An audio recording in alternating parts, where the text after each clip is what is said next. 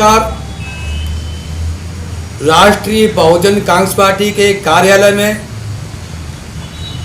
मामला सुनीता राठौर का 14 मार्च 2020 से एक कंपनी के मालिक को 14 मार्च 2020 को मेल द्वारा उन्हें सूचित किया गया। वहां के कंपनी मालिक ने पैसे के बल पर हमारे कार्यकर्ता के साथ अभद्र व्यवहार किया।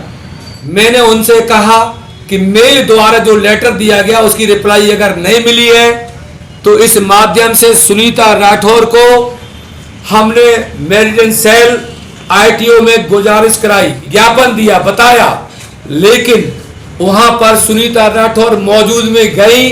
वहां पर मिस्टर अशोक कजरिया जी वहां पर नहीं आए। उनके कार्यकर्ता राजीव गुप्ता जी उपस्थित हुए, जिसमें मामले में 5 बार वहां पर उपस्थित नहीं हुए, 2 बार उपस्थित हुए, 3 तारीख पर वो अनुपस्थित रहे।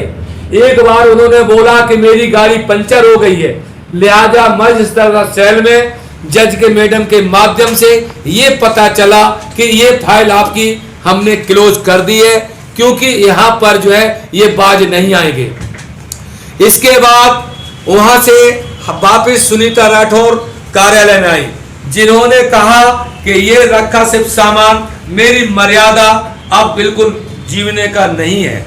इस माध्यम से इन्होंने प्रतिज्ञा की है कि अशोक कजरिया ने जिस तरीके से हमारा शोषण किया, मेरे साथ जो बलात्कार किया, मेरे पास जो छेड़छाड़ का कार्य किया, जिसके माध्यम से पुलिस मुख्यालय को 26/10/2020 को पत्र द्वारा उन्हें ज्ञापन दिया। जो है सरता बिहार के DCP को और हौस खास के DCP महोदय को, नेपसराय SHO को, संगम बिहार के ACP को और तिगड़ी के SHO को ये पत्र द्वारा उन्होंने अवगत कराया, लेकिन न्याय तो नहीं मिली। अशोक कजरिया के दम पर, उनके गुर्गों के दम पर, गुंडों के दम पर हमारे सुनीता राठौर को इतना दबाया जा रहा है कि जिसके वजह से अशोक कजरिया ने जो इतना इनको दबा रखा है, इनके दिमाग का इतना संतुलन खो बैठा कि किसी भी टाइम पे कोई अप्रिय घटना घट सकती है, जिसकी जिम्मेदारी अशोक कजरिया की होगी। इसके बाद अगर अब राष्ट्रीय बहुजन कांग्रेस पार्टी का मामला ये आ रहा है कि हमारी एक कार्यकर्ता है और ये संगम बिहार विधानसभा की महिला प्रकोष्ठ की ये प्रेसिडेंट थी, इस माध्यम से मेरा फर्ज बनता है कि इस महिला को कुछ न्याय दिलाया जाए। लेकिन मैंने इनसे कहा अगर जब न्याय नहीं मिलती है तो अब जो है हम जो है सभी अधिकारियों से बात करके ये पूछताछ करेंगे कि मामला कौन से स्टेशन पर रुका हुआ है। अशोक कजरिया इतना पैसा वाला है कि जो पुलिस प्रशासन उनको बुला के नहीं पा रही है, नेमसराय थाने के SHO से, DCP के SHO से, इससे ये पता चलता है कि अशोक कजरिया के पास इतना पैसा है। अथा तो इतना पैसा है तो जगीमानी महिला का अत्याचार शोषण किया गया, इसे कोई न्याय नहीं मिलेगी। लेकिन अगर जब न्याय नहीं मिलती है तो अब जो है राष्ट्रीय बहुजन कांग्रेस पार्टी के नेतृत्व में ये जंतर मंतर पे प्रोग्राम बनाएगी और ये भूख हड़ताल करेगी, अनशन करेगी। अगर अशोक कजरिया ने यह फैसला नहीं लिया, इनको बुला करके इनको न्याय नहीं दिलाई, तो राष्ट्रीय बहुजन कांग्रेस पार्टी जो है सड़क पर उतर के इनको न्याय दिलाएगी, ये मेरा वादा है। क्या लगता है कि अशोक कजरिया जो है किस वजह से इनको अभी तक जो भी गुहार लगाई है उस मांग को पूरा नहीं कर रहे? देखिए, सबसे बड़ी बात यह है कि अशोक कजरिया के यहाँ जो राजीव गुप्ता जी हैं, ये तारीख पे जाते हैं, मुझे तो ये पता नहीं लग रहा है कि अशोक कजरिया को कुछ सूचना मिली या नहीं मिली, लेकिन उनको नोटिस द्वारा तो सूचना मिलना चाहिए ना। अगर नेपसराय थाने वालों ने बुलाया है तो नोटिस देना चाहिए था। अगर नहीं काम करना है तो 1 बार नोटिस, 3 बार नोटिस देना चाहिए। अगर नोटिस देने 3 बार के बाद अगर नहीं मानता है तो मतलब उनको FIR दर्ज होना चाहिए। अगर नहीं है तो हम सीधे कोर्ट जाएंगे, कोर्ट से FIR दर्ज कराएंगे, उनके खिलाफ FIR दर्ज होनी चाहिए और मेरा सम्मान मिलना चाहिए। आपने जो ACP, DCP, SHO को जो एप्लीकेशन दी है वो किस तारीख को दी है और कितना समय हो गया इस बात? पुलिस कमिश्नर को, ITO के पुलिस कमिश्नर को 26/10/2020 को दिया है और इसके बाद में 29/10/2020 को DCP को दिया है और 29 को सब लोगों को सहायक पुलिस आयुक्त को, सरता विहार को, नेपसराय थाने को और तिगड़ी थाने को और यहाँ सरता विहार एसीपी को ये 14/9/2020 को दिया था। सबसे पहली सूचना सरता विहार के लेके मामला ये साउथ डिस्ट्रिक्ट का था, क्योंकि नेपसराय थाना जो है सैनिक फार्म का मामला है, सैनिक फार्म की इनकी कोठी का मामला है।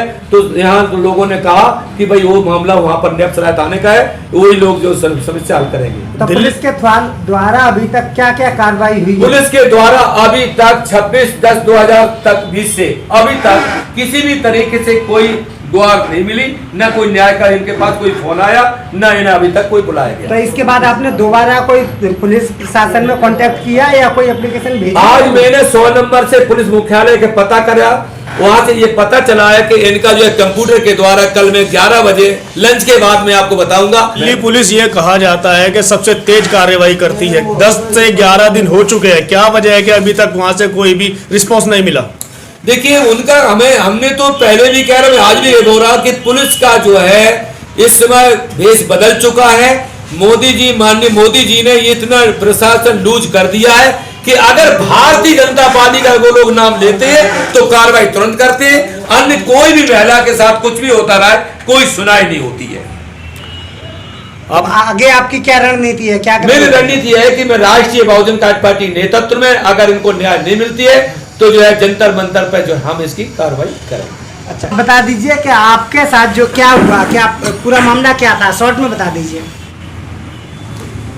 मेरे हस्बैंड अशोक कजरिया के यहाँ काम करते थे, गाड़ी चलाते थे, तो वो उनका मतलब वो ख़त्म हो गए। तो अशोक कजरिया के यहाँ हमने बोला कि मतलब मुझे कुछ मदद करो, तो मैं मदद के बहाने से अपने कोठी पे सैनिक फार्म में बुलाओ और बोले कि मदद करेंगे। तो उन्होंने बुलाया मेरे को और चलो ठीक। अभी सुनीता राठौर जी ने अपनी कहानी कहते कहते रुक गई, उनका दिल भरा आया। वो शब्द जो वो कहना नहीं चाहता, कोई किसी भी लेडीज के लिए ये शब्द कहना भी नागवार होता है। तो क्या लगता है आपको कि क्या हुआ होगा? देखिए कुछ चीज़ें ऐसी होती हैं, जब उन्होंने सैनिक फार्म कोठी पे बुलाया और अकेले समझ कर उन्होंने कमरे में जाके उन्होंने जो भी किया और इनका मोबाइल भी छीन लिया, जो कि अगर इन्हें समय मिलता तो ये 100 नंबर कॉल भी कर सकती थी। लेकिन जब ये वहाँ से भागी अपनी जान बचा करके, तो इन्होंने प्रयास किया घर जाके, लेकिन इनकी हालत ज़्यादा गंभीर थी, तो ये अकेली थी, होपलेस हो गई, नहीं इनको इतना होश आया। जब होश आया ताकि बाद ये आई तो वे इन्होंने अपने गुहार लगाई हमारे कार्यालय में आकर के। हमने इनको 14 मार्च 2020 को हमने राष्ट्रीय महासचिव के द्वारा मेल द्वारा उन्हें अवगत कराया, लेटर भेजा, इसीलिए भेजा कि भाई हकीकत इनके जयपाल राठौर ने इनके 30-35 साल से नौकरी करते हैं, तो इनका हक बनता है। लेकिन जब उन्होंने कहा हक बनता है तो हमने पहली वाली बीवी को हमने पैसे दे दिया है, जो अगर पहली वाली बीवी को दे दिया तो उनका कुछ तो अधिकार बनता है। अरे तुमने शोषण क्यों किया? अधिकार बनता है, उसका मतलब ये तो नहीं तुम्हारे पास पैसा है तो मतलब इस महिला का जो है शोषण करोगे, ऐसा तो नहीं होना चाहिए। तो इनके साथ बहुत विश्वासघात किया, बहुत अन्याय हुआ। इसीलिए राष्ट्रीय बहुजन पार्टी महिलाओं के सम्मान में हम कूद पड़े, इसमें कोई दो राय नहीं। सरन साहब, सुनीता राठौर जो है आपके पास आई है राष्ट्रीय बहुजन कांग्रेस पार्टी से गुहार करने, तो क्या आप जो है सुनीता राठौर का जो सहयोग है, साथ है, कहाँ तक देने वाले हैं? हम तो यहाँ से देखिए, सुनीता राठौर का एक मामला ऐसा जो है, ये तो हम यहाँ से कोर्ट तक चलेंगे। जब तक इसको न्याय नहीं मिलेगी तब तक राष्ट्रीय बहुजन पार्टी संघर्ष करेगी और न्याय दिला के हटेंगे, उनका सम्मान करें और करवाए के हटेंगे। क्या बात कर रहे हैं?